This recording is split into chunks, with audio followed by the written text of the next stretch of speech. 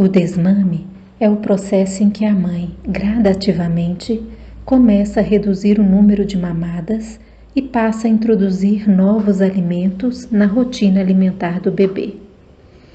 Essa etapa se inicia a partir dos 6 meses de idade e se encerra com a completa interrupção da amamentação, a depender da necessidade e disponibilidade de mãe e filho.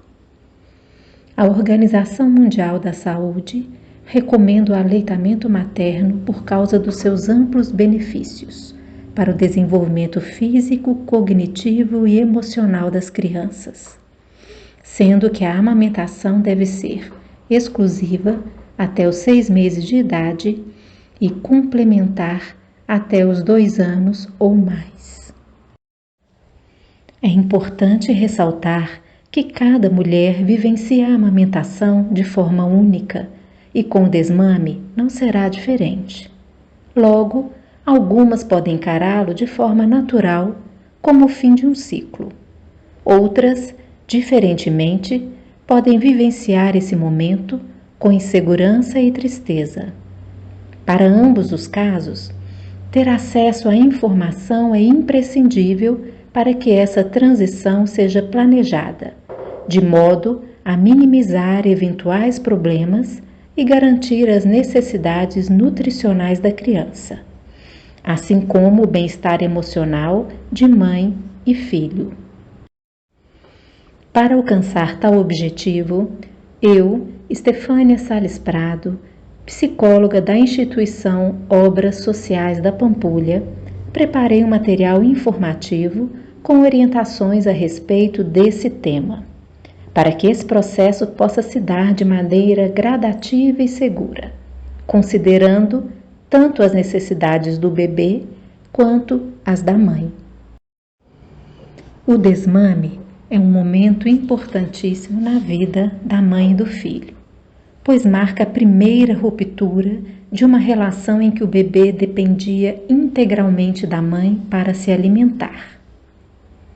Assim que o processo se inicia, ele precisa se adaptar a novos alimentos com suas diferentes texturas e sabores, e a um outro jeito de se nutrir, sendo exigido de modo diferente.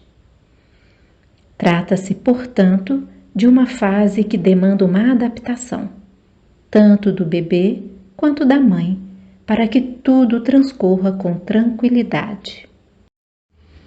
Orientações.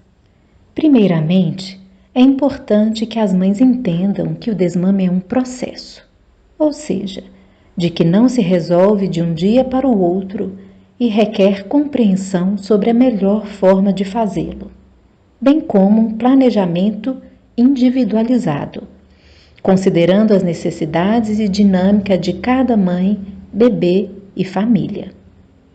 Ele faz parte do conjunto de etapas do desenvolvimento infantil, como firmar a cabeça, sentar-se, engatinhar, andar e falar. Certas mulheres sentem desconforto nas mamas e estas podem se apresentar cheias, doloridas, com sinal de empedramento ou já em processo de mastite. Provavelmente, estes sinais do corpo são decorrentes de alguma dificuldade encontrada por elas no momento de implementar o desmame gradual, ou em função de algum desajuste na rotina familiar, como problemas na volta ao trabalho, adoecimento da criança, etc. Nesses casos, a mãe pode esvaziar levemente as mamas através da ordenha manual ou com auxílio de bombas de sucção de leite. Mas esse processo deve somente retirar um pouco do que é produzido, até o ponto em que parem de doer. Caso contrário, se forem completamente esvaziadas, a produção de leite será ainda mais estimulada, comprometendo todo o processo. Outra estratégia é de aplicar sobre as mamas compressas geladas, pois o frio reduz a produção de leite. Já as compressas quentes são contraindicadas, pois têm o efeito oposto e acabam por estimular a produção. Porém, se essas ações não forem suficientes para trazer alívio, procure orientação médica ou um banco de leite humano. O desmame, para ser seguro, deve ser feito de forma gradual, em que uma mamada do dia é retirada de cada vez, semana a semana, conforme as orientações do pediatra e de acordo com a rotina e disponibilidade da mãe, família e cuidadores. Ao adotar essa estratégia, o corpo da mãe terá tempo para adequar a produção de leite, já que esta é regulada pela sucção do bebê no seio da mãe. Desse modo, problemas decorrentes de um desmame abrupto e sem planejamento são evitados, como o empedramento do leite nos seios ou mastite, além de sensação de tristeza por parte da mãe e de abandono por parte do filho. O processo de desmame se inicia por volta dos 6 meses de idade, quando o bebê deixa de ser amamentado apenas pelo leite materno e começa a comer outros alimentos. Nesse momento, chamado de desmame parcial, a mãe ou o cuidador deve substituir uma mamada pelos sucos naturais, frutas e legumes recomendados pelo pediatra e, na sequência, descrita por ele. Cabe aos responsáveis ter a clareza de que essa etapa requer paciência e persistência, já que para o bebê esse é um momento em que ele será apresentado a novos sabores e texturas, além de uma mudança na posição em que estava acostumado a ser alimentado, de reclinado e no colo para sentado. Portanto, é natural haver certo estranhamento, e ele pode se mostrar mais irritado e manhoso, pois está descortinando um mundo novo. Por isso, os pais ou responsáveis não devem interpretar a recusa inicial de determinado alimento como uma recusa permanente. Com tranquilidade, devem oferecer novamente a refeição em um ambiente calmo, sem demonstrar ansiedade, de preferência, além de interagir positivamente com ele, encorajando-o a comer. Cantarolar músicas pelas quais ele tenha predileção pode facilitar o processo. No entanto, caso ocorram algumas tentativas sem progresso, e após observar cuidadosamente as reações do bebê e a recusa do alimento permanecer, o pediatra deverá ser informado para que possa prescrever uma substituição nutricional equivalente e garantir que o bebê tem o aporte de nutrientes de que necessita para garantir o seu pleno desenvolvimento. Em Belo Horizonte, o Hospital Sofia Feldman é referência para esses casos. Banco de Leite Humano, Hospital Sofia Feldman, Rua José Condé, número 71, bairro Tupi, Belo Horizonte, Minas Gerais. Telefone de contato 031 3433 7496. O elogio pode ser utilizado pelos pais ou cuidadores como um poderoso recurso para incentivar a criança a progredir no seu processo de desmame, facilitando assim a aceitação dos alimentos. O uso de dispositivos eletrônicos, como televisão, videogames, tablets e celulares, não devem ser utilizados como intermediários durante as refeições. Eles, ao contrário do que parecem, ao invés de simplificarem o processo, acabam por dificultá-lo, pois distraem as crianças da função que elas estão executando e comprometem negativamente uma experiência tão rica em aprendizagens que é a hora das refeições.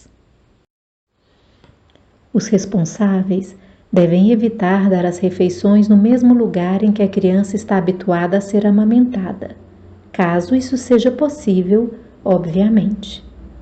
Dessa maneira, previne-se de que ela associe o ambiente ao ato de mamar e se reduz a possibilidade de ela recusar o alimento. No caso de o bebê apresentar dificuldade de aceitação dos novos alimentos, a mãe pode solicitar a ajuda de outra pessoa para oferecer as refeições a ele. Muitas vezes, a criança associa a presença da mãe ao ato de mamar, dificultando o processo. Vale ressaltar a importância de os cuidadores serem pacientes e proporcionarem um ambiente tranquilo e favorável à aceitação da comida. É necessário que exista uma interação positiva entre a criança e o cuidador. A pessoa que for a responsável por colocar em prática a nova rotina alimentar deve procurar interagir positivamente com o bebê, para que ele associe esse momento como algo prazeroso e desejado. É hora de conversar e cantar sem agitá-los demais, é claro. Vale também permitir o manuseio das preparações e o incentivo gradual para que comam sozinhos, dependendo de sua idade e sempre sob a supervisão de um adulto responsável. Essas pequenas atitudes tendem a facilitar o processo de desmame, além de fortalecerem o vínculo afetivo. Em nossa sociedade, as mulheres são frequentemente pressionadas a desmamar os seus filhos antes dos 2 anos. Muitas vezes, essa cobrança parte de empregadores, parentes, vizinhos e até mesmo dos próprios maridos. Apesar de todos os esforços da Organização Mundial de Saúde em estimular o aleitamento materno prolongado, essa é ainda uma realidade comum em nosso país. Ela é reforçada de diversas maneiras. O primeiro a pressionar as mulheres é o mercado de trabalho, que exige que elas estejam completamente disponíveis para a jornada de trabalho assim que retornam da licença maternidade, sem fazer adequações na carga horária e modificações no ambiente corporativo para que elas possam retirar e armazenar o leite materno para os seus filhos, embora esse direito seja garantido por lei. Outro obstáculo à amamentação prolongada é uma visão equivocada de que a criança poderia sofrer algum tipo de trauma emocional e desenvolver uma visão deturpada da própria sexualidade. Em ambos os casos, a mulher pode se sentir pressionada a fazer um desmame precoce, para o qual não estava preparada e a ter de lidar com seus impactos físicos e emocionais.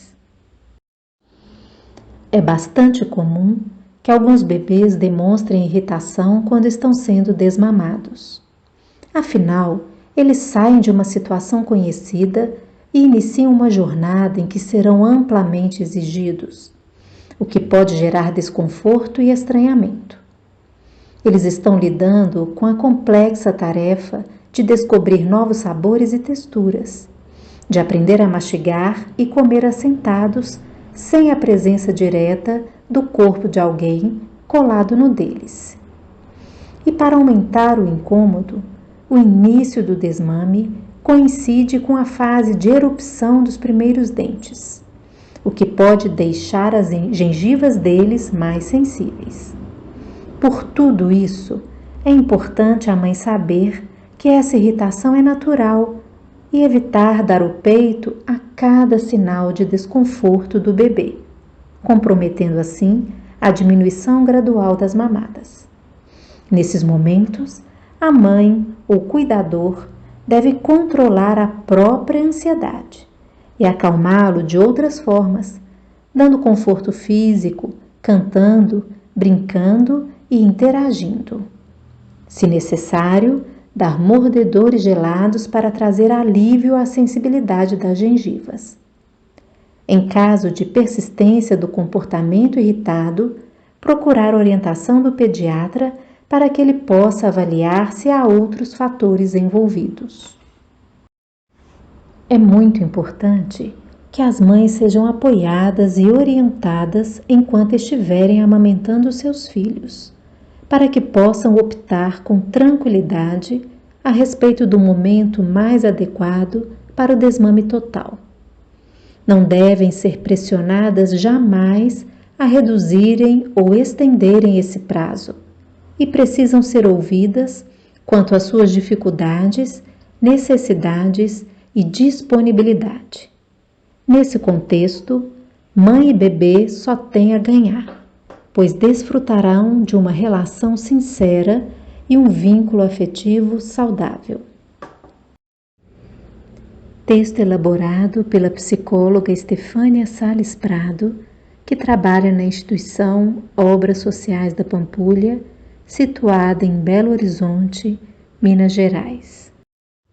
Fontes: www.tuasaude.com, www.bb.abril.com.br, www.medela.com.br, www.guiadobebê.com.br, www.revistacrescer.globo.com.